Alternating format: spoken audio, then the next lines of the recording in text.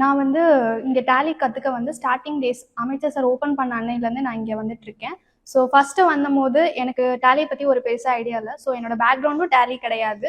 நான் படித்தது fashion technology. So நான் எதுக்காக டேலி கிளாஸ் வந்தேன் அப்படின்னா, எனக்கு பர்சனலாக அக்கௌண்டிங் பற்றி ஓரளவுக்கு தெரிஞ்சுக்கணும் அப்படிங்கிற ஒரு பேசிக்ஸில் தான் நான் வந்தேன்.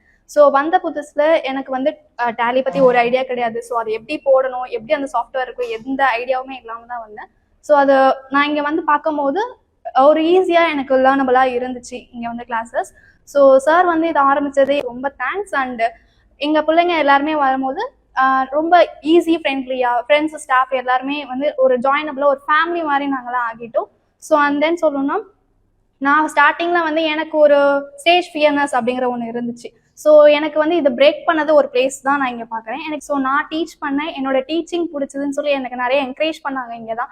ஸோ அதனாலேயே நான் இங்கே ஒரு ஃபேக்கல்ட்டியாக ஜாயின் பண்ணேன். ஸோ ஃபேக்கல்ட்டியாக ஜாயின் பண்ணதுலேருந்து எனக்கு இன்னும் 4-5 பேர்ல என்கிட்ட டவுட் கேட்கும் போது ஓகே எனக்கு நிறையவே தெரியும் போல அப்படிங்கிற மாதிரி எனக்கு ஒரு கான்ஃபிடன்ஸ் பூஸ்டப் பண்ணது இங்கே தான்.